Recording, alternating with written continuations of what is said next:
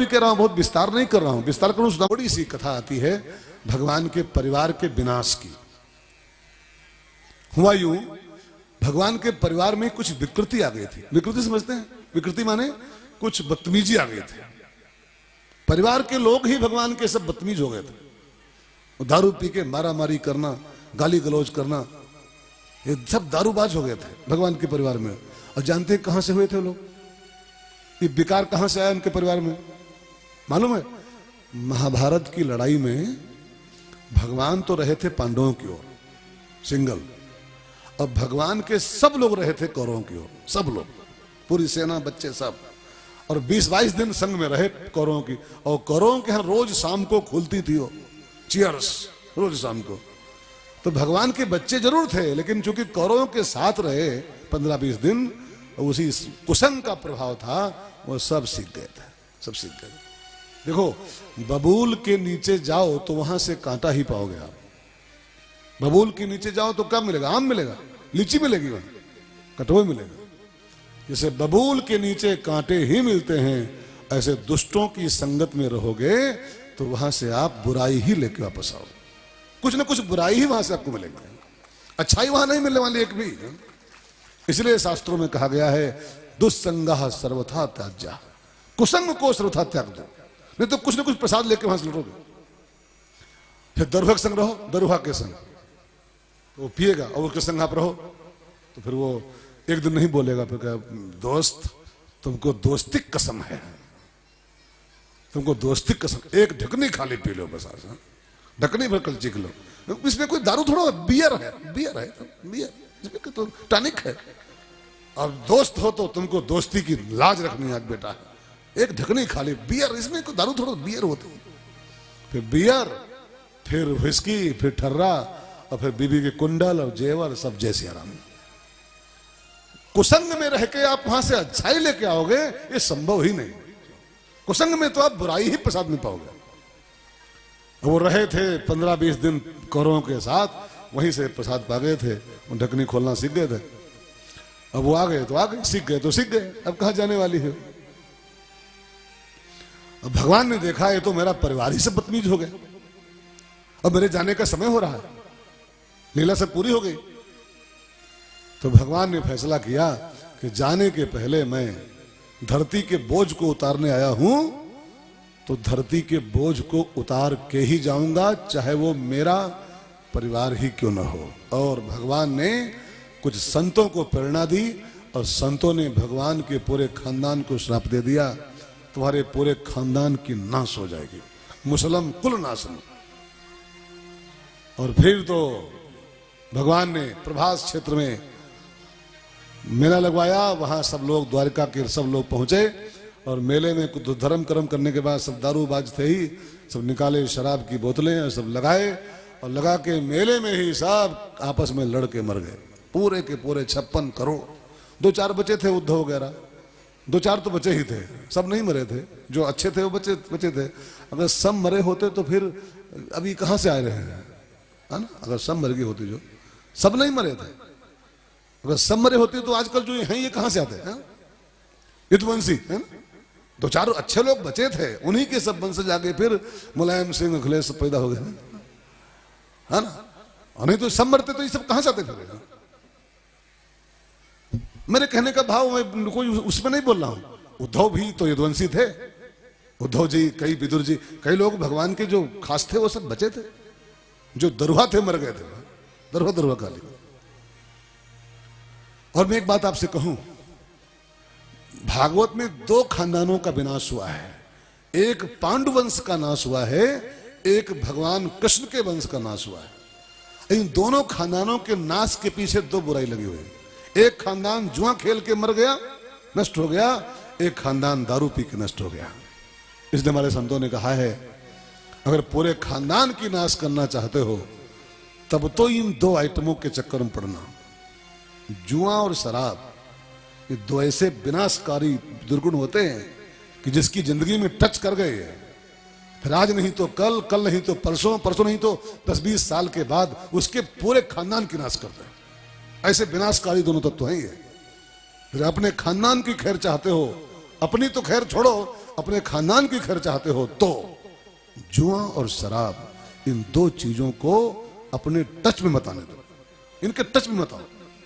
इनके टच में आए तो फिर बिल्कुल, जब कृष्ण के परिवार के लोग नष्ट हो गए तो आप यार किस खेत की मूली हो, क्या उनसे बड़े लाट साहब हो क्या आप? कृष्ण का खानदान पूरा ध्वस्त हो गया खाली दारू के चक्कर में, है?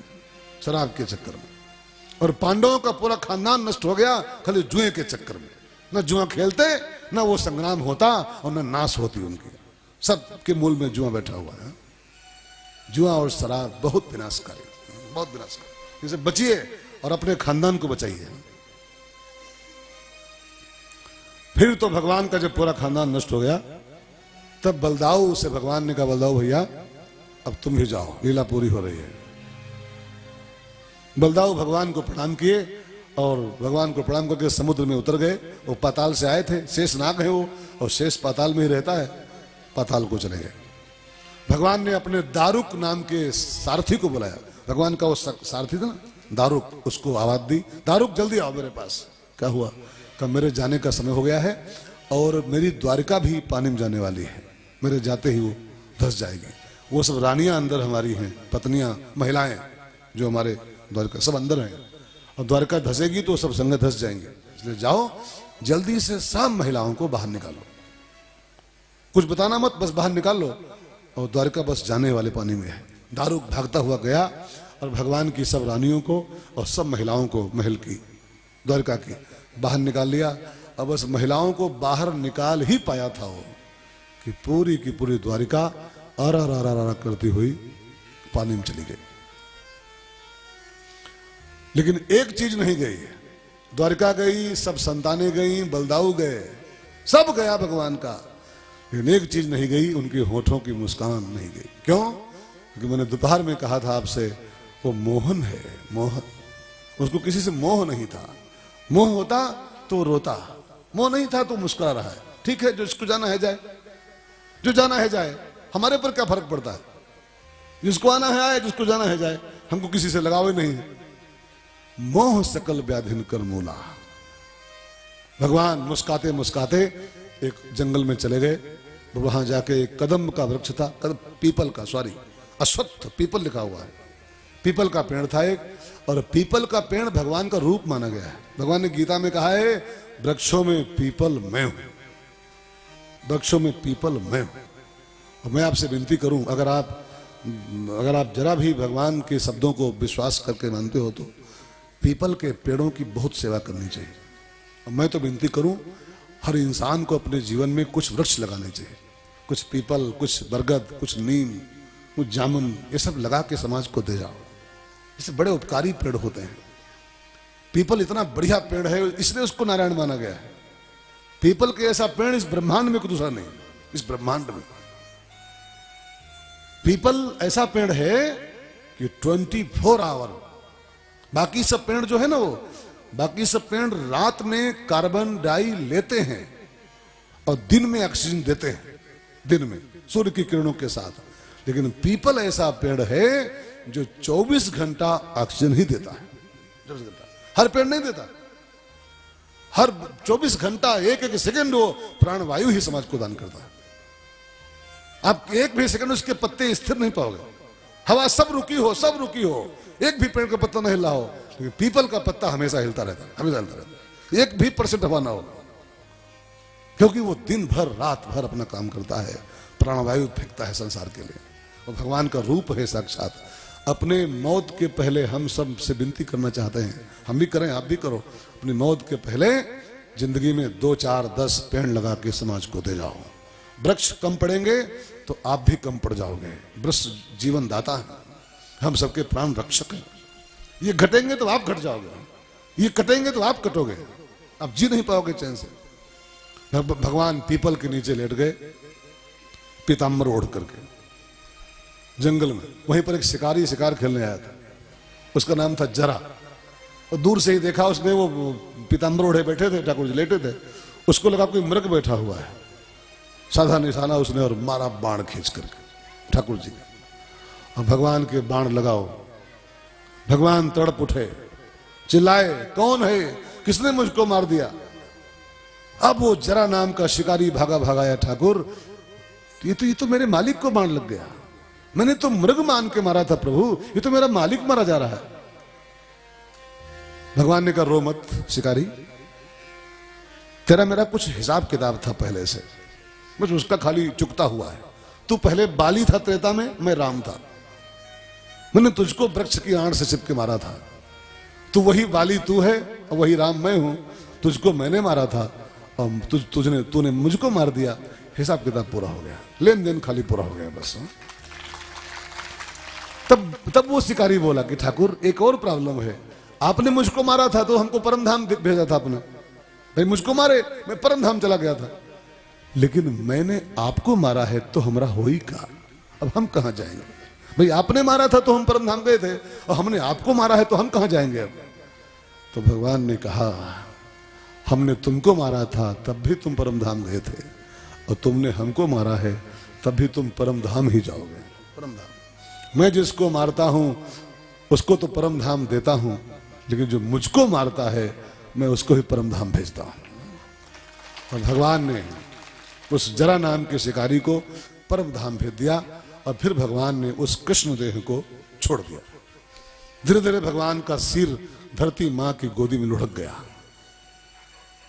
जैसे कोई पति का अटैक पड़ रहा हो और पत्नी उसको गोदी में लिए बैठी हो, सिर उसका, और पत्नी की गोदी में धीरे धीरे पति का सिर लुढ़क जाए, ऐसे धीरे धीरे गोदी में पत्नी, धरती उसकी पत्नी ही तो है, ठाकुर जगत पति है।